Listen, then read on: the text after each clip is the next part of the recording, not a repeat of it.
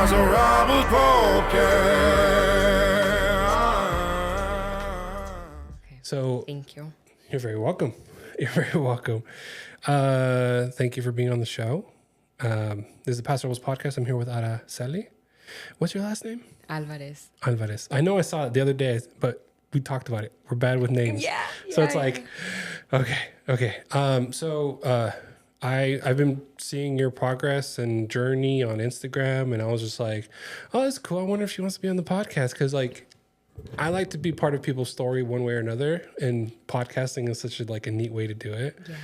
So for those who don't know who you are, introduce yourself. What, if you want to bring the mic a little closer too, just in case, but introduce yourself. What do you do? And let's start with your philosophy in life. Right. I wish you would have sent me these questions. Who I am? Well, I am Aracely. My name is Aracely, and I am a person still figuring herself out. I think I'm in a chapter of life where I'm trying new things. I'm trying to take care of myself, those around me, and I'm just figuring a lot out right now. I don't feel lost. I feel like I'm finding my way. So was there a point in your life where you kind of started saying, hey, this is me finding my way, or I need to find my way? What made you want to start doing what you're doing today? So I think I've always had a trying to find myself. I remember feeling that feeling when I was a teenager and all through my early 20s, mid 20s. And I felt very lost when I was trying to find myself. And now I feel like I'm still trying to find just who I am, but I don't feel lost. I feel like I'm really coming into who I am as a person. Yeah. And I feel like I see you're doing some things to kind of visually keep yourself on track. I saw you posted something. Was it a vision board? Is that what it is that you did recently? Yes. Yeah. What inspired you to make one? So I've been making a vision board, I would say the past 3 or 4 years, of just things that I want to accomplish, do, feelings, and I always just do it on my computer. I'm in school, so I see my computer, iPad almost every day. Yeah. And so this year I decided to do a physical one. And so I'm trying to spend more time with my loved ones, and so I asked my friends if they wanted to do it as well. So it was just having a visual that was important to me. So when you asked your friends, was it a text message or a phone call? Those are the things I'm curious about. So it was, I think I maybe just threw it out first in conversation, and then because I knew it was going to be right after the holidays, and I also know that everybody's busy. So I wasn't trying to have that conversation before Christmas, New Year's. And so for the ones that I mentioned it to, I told them I'd send them an invite, an official one, later. So I did that after the New Year. Okay. And were you surprised or not surprised of the answers they gave you? Yes or no or maybe? No, they were all very receptive. The ones who could make it, some couldn't because obligations. But I think my group of friends is very, I think they're all also trying to figure things out and working on things. And so this is just a very fun way to spend time together. Yeah. When you're, one of the things I know for sure that I was like, oh, cool, she's doing something similar to what I'm doing, right? Is going on the walks over by Georgia Brown, right? And I've measured it, 3.5 miles every single loop I do. So that's a 5K if you run it. Well, I'm not going to run those hills. Me neither. But I know you mentioned that you want to at some point. So personally, how'd you find that spot? I mean, we're local, so that's what I'm guessing the answer is. But did you ever think, oh, this is the hills I'm going to be walking as much as possible? Yeah. So my fitness journey has spanned, I think, just since I was a teenager. I grew up in that area. And so I remember starting to run in high school. I was on the track team for a little bit. That was so hard.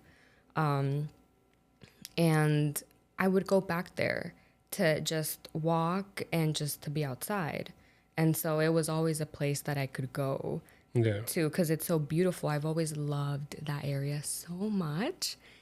And it almost feels like walking through a vision board, seeing the houses, seeing the vineyards, especially if you go at sunset. It's just such a beautiful walk to me. And so my mind is just like, going everywhere. This episode is sponsored by Western Janitor Supply. They have cleaning supplies and equipment for any workplace. Call today at 805-238-2112. They provide an extensive line of chemicals, paper products, and floor equipment. Again, that's Western Janitor Supply, located in downtown Paso Robles. This episode is sponsored by Santos Bros Plumbing. Are you in need of a dependable and effective plumber you can trust? Look no further than Santos Bros Plumbing, your trusted local plumbers in Paso Robles, California. Call them now at 805-360-4679. That's Santos Bros Plumbing. Yeah. In 2018, I had like a huge transformation. I'm kind of like, I pedaled back a little bit, but I remember those hills being like so like just part of my routine, to the point where like once I stopped, it felt like I missing something, Yeah. Are you building, how are you aiming to build routines? Because when I tell people do what works for them, because they'll ask me, it's like, oh, how'd you do this? How'd you do that? Or I'll ask them, hey, how'd you do that? And I try to keep in mind, like, okay, it doesn't work for everybody.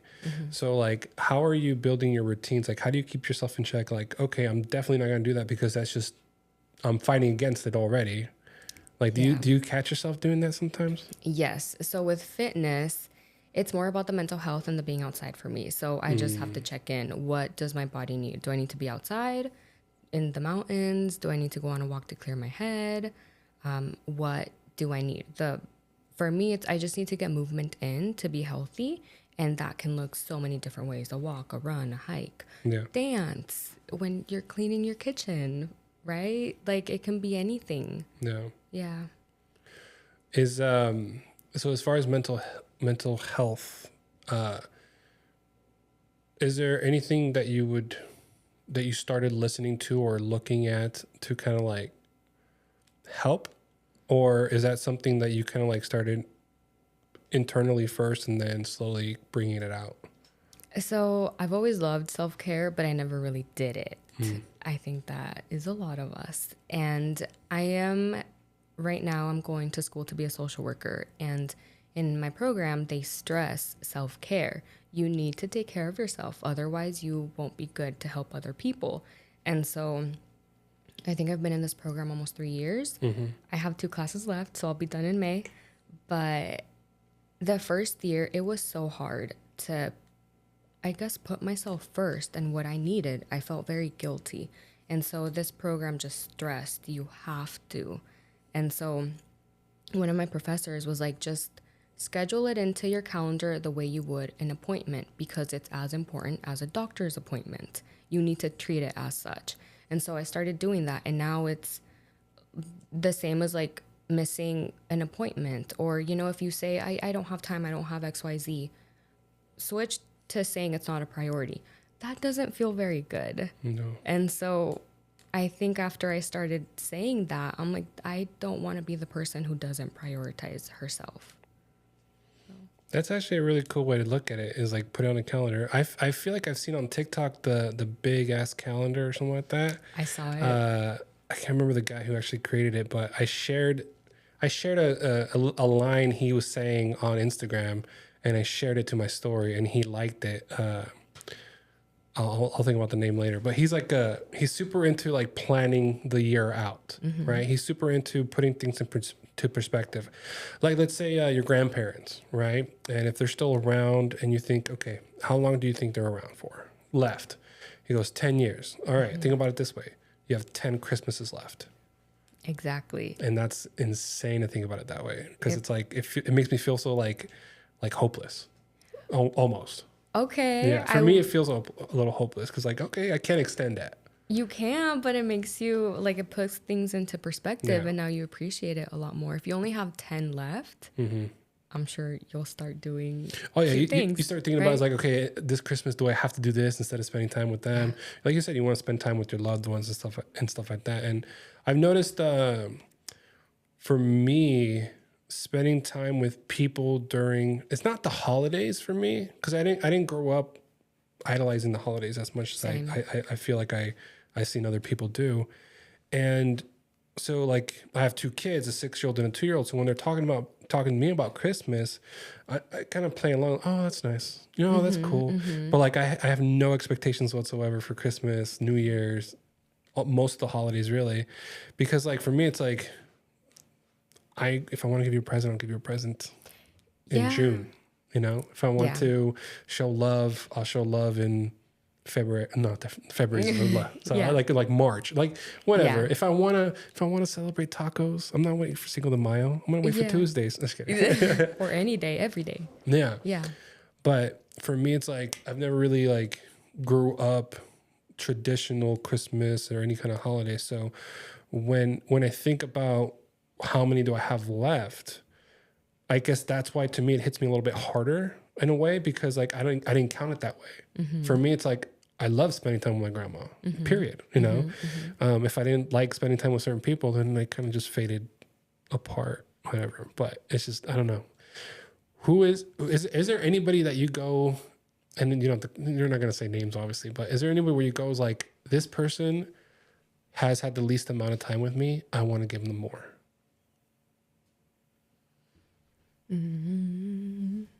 I wouldn't say that I go off of least, but definitely just people that I want to spend more time with. My family, I don't think we were very close growing up. And so until recently, we had a death in the family and that brought us close. So I would say the past 3 years, we have spent more time together and it's been so lovely. And I'm like, this is so nice. Yeah. We need to do this more often. And so I think that was, we didn't get to say goodbye. It was sudden. And so that just, you never know, you know? You just never know when somebody is going to go.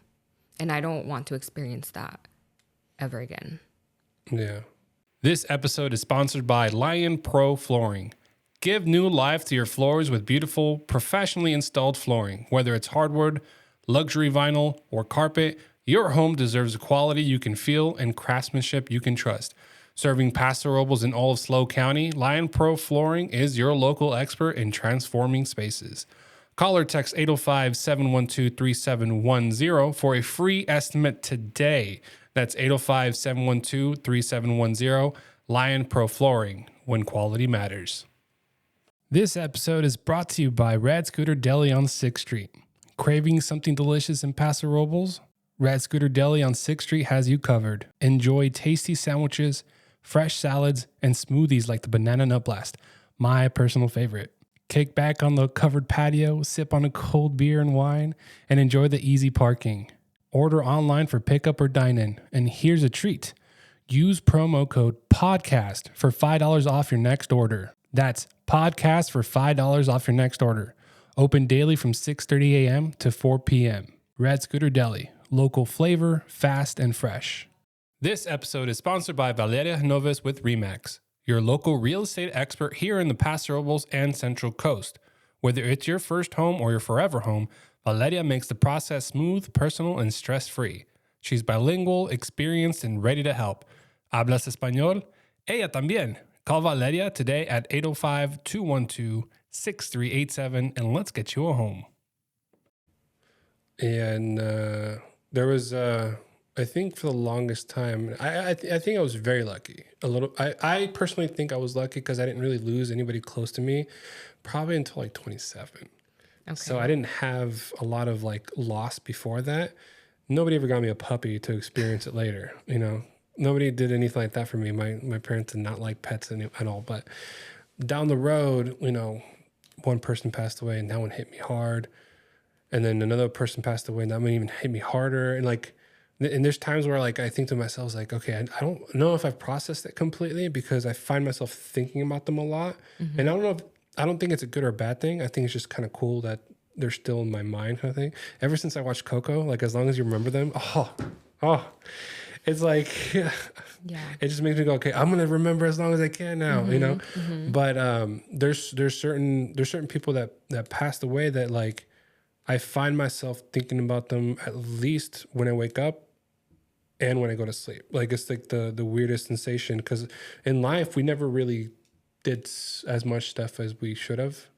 But then you start thinking about like how much time do you have left with whoever's here, and you start, you know, and how do you connect with them if you feel like you haven't. Is there anything you've done lately that makes you that you've done lately that you think, okay, I'm gonna try this way to try to connect than my usual stuff? Because like you mentioned, you and your family weren't close before. Somebody passed away. You kind of subconsciously started trying a little bit more. What did you see the difference? Was it phone calls? Was it house visits?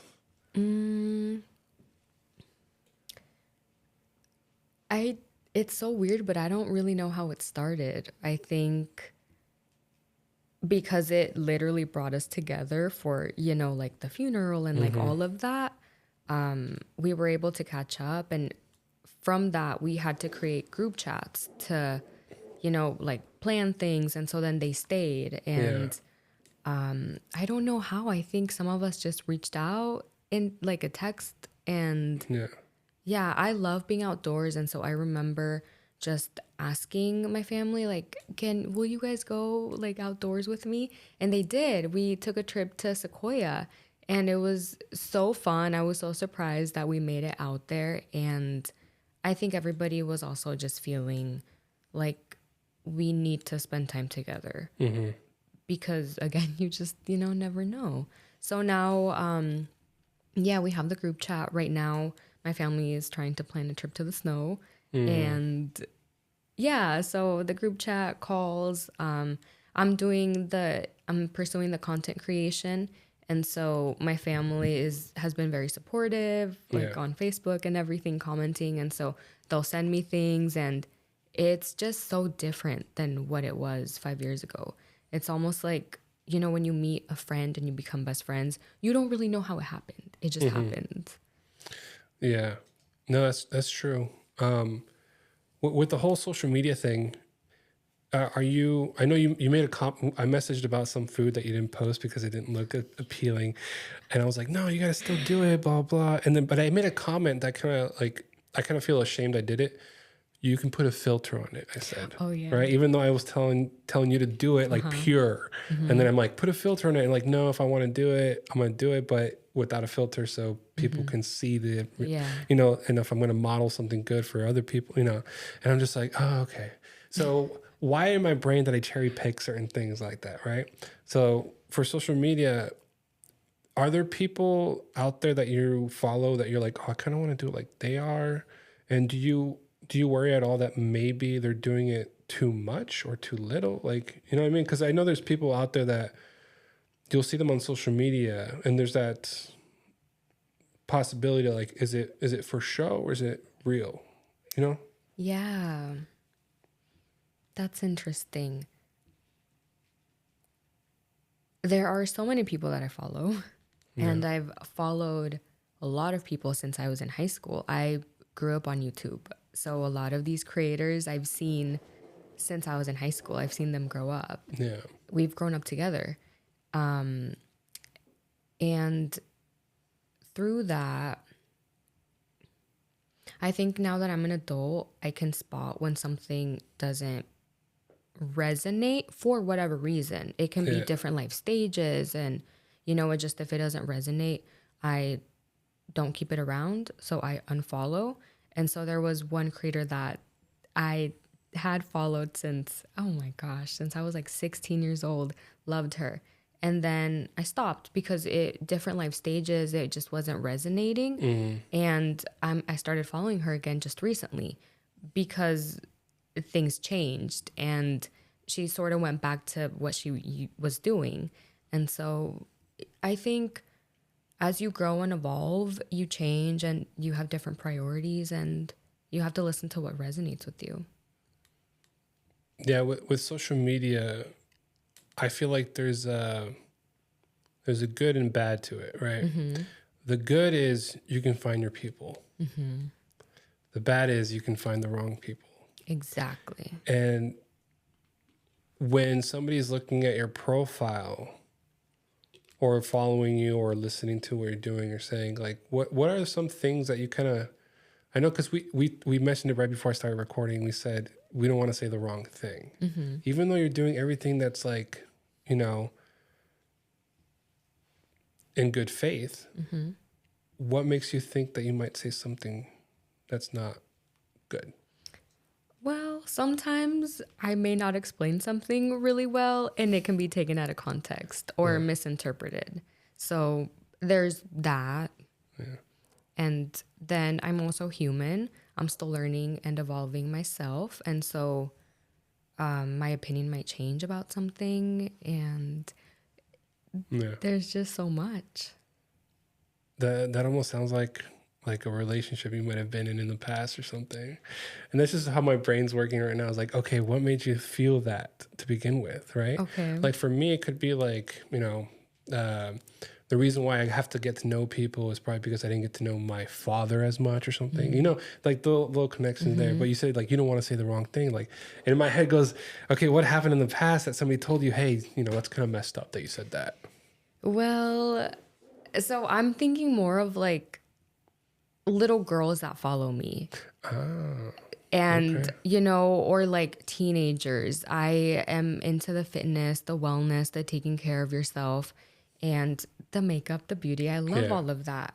But I guess I just want to make the distinction that it should be for you and for all of the good reasons, not the superficial, that it could very easily be, you know, seen as. And so when you're young like that, you're so impressionable and you're a little sponge and you're soaking things up. And so sometimes with my journey, I'm like, I don't want to post certain things because I don't want, one, for other people to feel bad or to think that they have to do what I'm doing.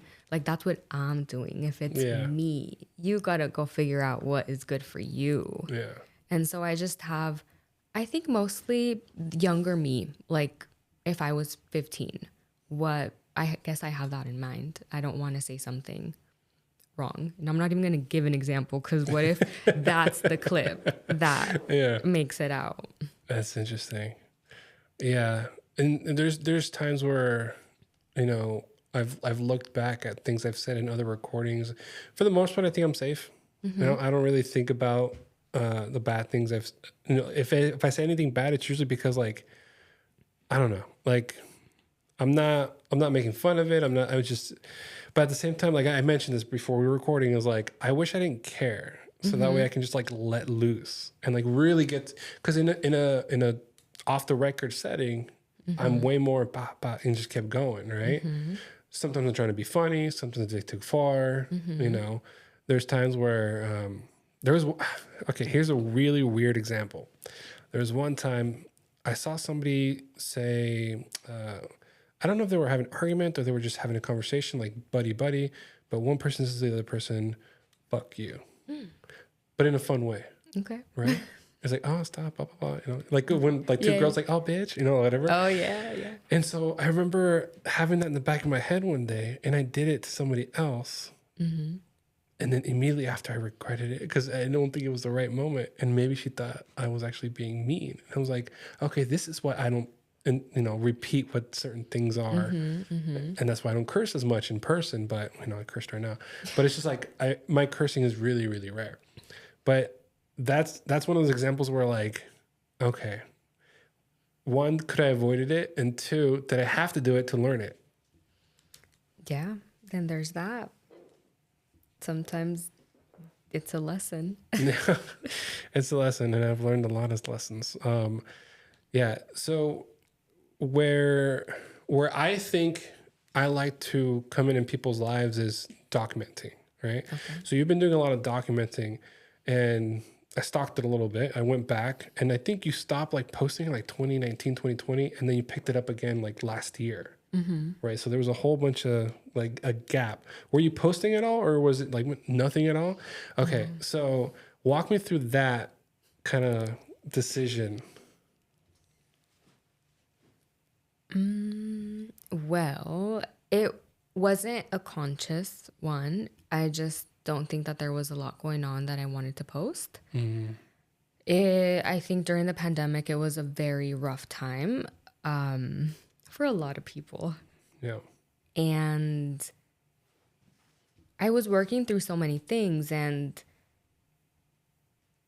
I guess going into like the highlight reel, I'm not the person that when I feel bad, like I'm not going to pick up my phone and record myself. There just wasn't really anything to post. So I think I was just going through it, and I wanted to go through it privately and heal, and I did. And then I came on the other side. Now I'm like, I'm back. Yeah. So that was, I guess, one little stretch of time. The other, I was just insanely busy. Yeah, working full-time, school full-time, other obligations. And that, like, social media was not, like, my phone, I would just leave it for hours. I didn't have the time. So I wish I could do that. I mean, one day I will, hopefully, once I get to that point where, like, you know, I have an assistant for everything I do. yeah. Yeah. I did want to document that journey, but it just, I'm like, I'm going to get 5 hours of sleep. It takes time to learn something. And at the time I didn't, because I wasn't filming the way I am now, I didn't know how much time it was going to take. Yeah. And so now I'm in school part-time and I work part-time. Yeah. So I have the time to, you know, film and do all of that, because it does take time. Editing videos, filming, setting up the camera. It takes time. Yeah. So Is there, okay, this is really my, everything I do is curiosity and all the questions, but like when you're setting up camera, when you're trying to figure out camera angles and stuff like that, when you're recording, do you see somebody else do it and then you try to do that, or you try every single possible and there's like different multiple recordings of the exact same thing at different angles? for certain things, I think now I just go with it, and I'm like, as long as I get like 2 seconds, I can probably add something else and make it worthwhile. So some of the angles are a little funky, but yeah, because because the videos I've recorded on that loop that I do over by Georgia Brown, I'm sweaty. I look so, you know. And then I've seen you do it. You're like, bah, whatever. And I'm just like, oh, and I'm like, oh no, still not me. yes, yeah. And then I asked myself, what am I trying to convey? What is the purpose of this? Yeah. And so I don't have to get myself in every shot. And so I think with a lot of my recent videos of like being with my loved ones, I'm hardly in those because it's not about me. Yeah. It's about showing my family and my friends or what I'm doing, the hike. Like, that's the view. I'm just here enjoying, Yeah. you know? I love sharing the views. I take the picture, like you mentioned, the sunset. Downtown Paso Robles sunrises are pretty good too. Those are rare because I don't wake up that early. What else have I gone? I think Barney Shorts too. Barney Shorts anytime during the day. That's pretty good. But like I haven't done the under the bridge trails. So that eventually I kind of want to do, but don't do it. Why? Well, the under the bridge, like where I went this morning for work, or I think because the trail I'm thinking of starts like behind Albertsons. You can go, or not Albertsons, behind Walmart. You can go under the bridge, over on the side by Wendy's, and keep going over to 13th Street Bridge. But past that, I have never gone. Okay, that one I think we tried, but we didn't get very far. It was raining, so it was pouring. And that's not somewhere that I would go alone. Being a woman, that's one of my biggest struggles, you know, going to these places. So I am going to try to start a hiking, walking club over on this side of the county to get more girls and people in general. I want it to be open to everybody, but I've just heard that echoed a lot.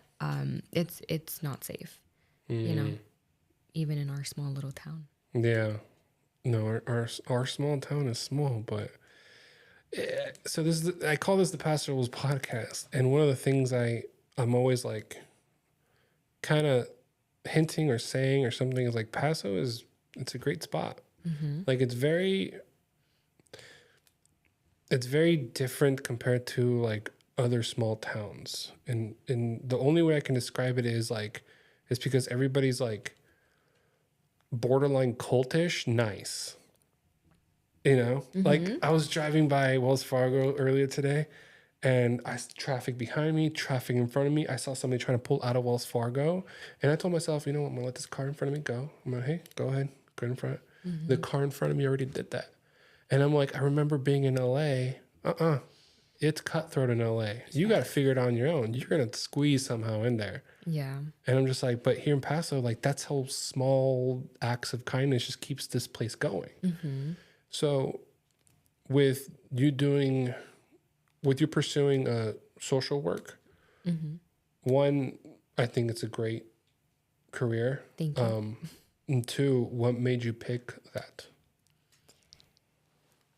I've always had a passion for helping people. I think that is what, since I was little, I remember being in middle school, everybody saying, oh, you should be a social worker. And I was like, no, I don't think I knew what that was. Yeah. So yeah, I want to help, and I work in healthcare. And so that was a very natural path that led me down that. But now I see that there's so much I can do with this. The hiking club that I want to start, the idea came from a class actually. And so from an assignment, and I'm like, I would really love to do this. I think this would help solve this problem. And so now I'm like, there's so many things that we can do. Like this club, we can go on like a walk at the beach and do like a beach cleanup. Like there's so much. So that idea of helping and making your community better, safer, can be done in so many different ways. And so now that I have a passion for fitness and health, it's like integrating, and now I'm like, I can take it in so many different ways. So, but the core of it is I want to help. I want to leave this place better than when I arrived. Do you know anybody who used to work in social work? Was a social worker? I'm sure I've come across some at some point, like needing the services, but knowing somebody, no. Now I do, but growing up, no. Yeah. The reason I ask is, again, my mind is so weird. I think about movies, like social worker, child protective services, like, the pantsuit that they have. Like, that's the kind of image I have. That's what I thought too. That's why I'm like, I don't want to do that. Yeah. Yeah. So at what point, so you decided to start taking the classes, start going to school for it. You kind of started really understanding what it really looked like. At what point, because anybody can turn back and do something else at some point in the process, right? At one point did you go, okay, I'm going to keep going? Like, was there a certain time, like 2 years in, 1 year in? Like, how far are you again? I am finishing up my bachelor's. I have 2 classes left. Wow. So to stop right now. No. Yeah. Also, the student loans, you get to a point where it's like, okay, if I don't finish this degree, I'm responsible for paying this amount of money. So there's also that. No. Yeah. So it was, I think when I crossed that line, I was just watching, my debt go up. I'm like, I need to finish this. So how does that feel, seeing the student debt go up? Because that's almost, okay, you don't have to say yes or no, but I'm guessing it's in the 6 figures probably. Oh, no. No? Okay. No. Because for me, 6 figures is like pretty, like, because I have a house. So I'm already seeing the 6 figures, right? Yeah. So I'm curious, like, at what point did he, 4 figures, 5 figures? What is 4 figures? Thousands? No, it's going to be 5 figures probably. 50,000, 60,000, 5 figures. Yeah. Is that what? The total. So as the number goes up, what were you telling yourself internally? It's worth it. It's worth it. It's going to be worth it.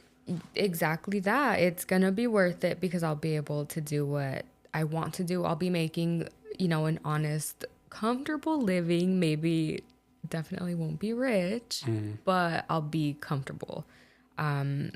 Also, it is a passion. So I already do love my job. And I would imagine that when I am a social worker, I'm going to love it as well. It's very difficult. I know that. but it's very rewarding. And when you spend a lot of time at work, I would hope that you enjoy what you do. Yeah. And so that's sort of the trade-off. And I see it, the amount that I'm going to pay for both my bachelor's and my master's is about the price of a car. And so it's not that bad. It's still scary seeing it, but it's not, you know? Yeah. So I'm like, I basically am just buying a car. That's how I'm seeing it. That won't ever depreciate. No, if anything, it appreciates because the more time you have in that field, the more realized income you can have, you know, or, you know? Yeah. That's interesting. Because, I mean, when I was a kid, I thought I was going to go to college. No, I did not feel it towards the end of high school or anything like that. I didn't at all. Compared to how hard I would have worked or how hard I am working, maybe it would have made sense. I don't know. Like for me, it's like, it's very interesting. I don't really promote this. I'm a high school dropout. So a lot of the things I do, I always approach it with, I have to work twice as hard, whatever it is, to the point where like, oh, well, this is Miguel's the obvious choice. So like, physically, he's the obvious choice. I'm seeing him work hard. He's talking to people. He's handling what he needs to handle. Done. Right. They never asked for a high school diploma after that. Right. But I'm always afraid of that. Like, what if one day I did have to find a job? And which, to be honest, at this point, like this business of podcast studio, obviously it's my own business, and then a movie theater I run. Right. It's like, if something happened, if I had to start over, I've worked so much and done so much that the high school diploma, it doesn't linger anymore because I know I can do it, you know? But I think about it, it's like, what if I went to school instead and did all this stuff? Like, and I use that same mentality of twice as hard work. Where would I have been? You know, those what ifs. But I think you have to be passionate about what you're pursuing. Otherwise, you know, for me, I went back to school, I think I was 26 or 27 when I went back. Yeah, because I didn't want to spend this amount of money on something that I wasn't sure about. I'm like, that's not for me. I need to know. So did you go to college right after and then take a pause? Is that what I'm hearing? Yeah, yeah. I mean, I did Cuesta right after high school, and then I moved to LA, and I was there for a little bit, so I took classes there. Then I came back, and I, again, just feeling lost, not knowing what to do, and I'm like, it doesn't make sense to go to a university if I'm lost. Yeah. When I visit the universities, college trips for sure, sometimes with friends who were doing the college trip, so I tagged along. The vibes were cool. I really liked, I gravitated more towards like seminar based, right, where you had outdoor classes sometimes, or you had that like circle of people talking instead of looking straight forward at a whiteboard. And there was a couple colleges that kind of like in my head, I'm like, oh, I can see myself going over here. But the older I got, and I got a job at 15. So once I started making money, I was like, oh, I can trade my time for money instead of school and then get in debt and stuff. So in my mind, I started working a little differently.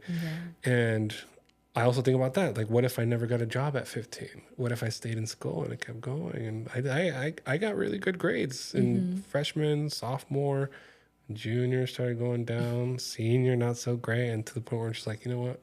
Yeah. I turned 18 in December, so I was like, I didn't finish last semester or last 2 semesters, or at least the second half of senior year. But I wonder those things. Do you wonder what if you went straight to a 4-year? Like, do you ever think about those things?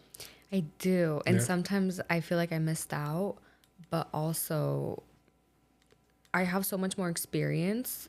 So going into this program, I can pull from that experience. And a lot of the concepts aren't just like in my brain. I'm like, oh, wait, I saw this here, there. And it's such a beautiful thing to see. Also, I was a bad student. I would have failed and would have been in debt without a degree. So, yeah. So you had like the Slumdog Millionaire scenario where experienced used... Oh my goodness. That was a really loud gasp. I'm sorry, whoever's listening, and he just heard a big old gasp in the air. It's a good movie. We're gonna have to catch you up on that one. But man, how do I go from here? Let's see. So you use life experience to answer some questions that other people would. So one way I can relate to this is when I was in Lemoore back in like 2012 to 2016, I had a hiring day. Mm-hmm. So I told everybody, hey, anybody shows up with the resume application, I'm interviewing you right then and there. And there was a long line. I was there all day. I was like, what did I do? You know? So one after another, I interviewed. There was only like 3 people. I just like, you're already hired, dude. Like the only reason we're still here in the office, because I don't want to talk to anybody else. Like we just kept going. But there was a couple people that like, they were assistant managers at like a big chain Walmart and stuff, like handled a lot. Mm-hmm. But when I interviewed them, they were like nervous, anxious, sweaty palms, knees are heavy, vomit on the sweater already, mom spaghetti. Love him. But in my head, I'm just like, as I'm talking to them, I was like, you're overqualified for the position I'm looking for. Here you are, so that's good, right? But their social, like, it's just, it was way different. Like, I think they were more like behind a desk rather than customer mm-hmm. service. And I was looking for like people who were going to handle selling tickets and popcorn and stuff like that. So it was interesting seeing that, how people showed up for that. So yeah, I don't know. Like, I guess sometimes experience, it has to be the right experience is what I'm trying to say. Yes. No. Yeah, absolutely. Yeah. Is there anything in the future that you're looking forward to now that you have your vision board made? I didn't really look at it. I just saw that you posted it, and I wasn't like I was going to try to zoom in a couple things. I was like, okay, what does she have on there? I'm not done. You're not done? No. Okay. So what are some things, if you want to share, that you're like in your mind, you're set, that you want to do? Like this upcoming year? Yeah. Content creation. I made a really big goal that this year I want to make the same amount of money from content creation as my actual job. Oh. So that is a little insane, but why not be delusional? So that's one. I'd love to meet my husband. I don't know where that man is, but I'm going to the gym because I'm going to beat him up for making me wait this long. Spending more time with my family and friends, doing things that are really fun and healthy and just, living life. I'd love to buy a house. So that one a little delusional, but I'm just throwing it out there. Yeah. So just a lot of those kinds of goals. What if you saw your 15-year-old self, what would you tell that person today?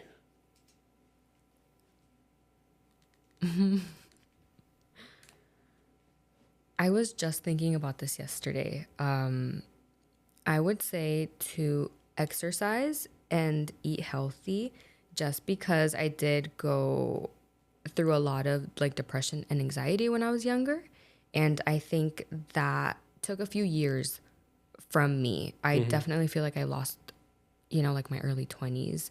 And so it's very difficult to be sad or have anxiety when you're, exercising, because you have the endorphins. And when you're eating healthy, you feel really good. And so that's just a natural way to, at least in my case, I think it would have helped me maybe come out of that and do this at a younger age. Yeah. I mean, not that I'm like super old to be doing what I'm doing, but I would just say exercise, eat healthy, take care of yourself, go outside, be in the sun. Yeah. That's a good thing to tell a kid. I feel like I would tell myself that too. At 15 years old, honestly, I'd be like, hey, if like, don't spend the money you got at 15. That would be a big thing, because that money just never saved it. Yeah. So hey, save half your paycheck every time. Yeah. Just do that, and don't touch it until like 21, and then have some fun. That's what I would say. That too. That if I could go back, that too. But no. I know. Buy Google, you know. Well, thank you again for being on the show. I guess hopefully this helps your social media part on the vision board, get you out there, and we'll make social media clips out of this. The camera right under the TV right here, right in front of you. Oh, mm-hmm. Okay. Do you want to give them your Instagram handle and your socials?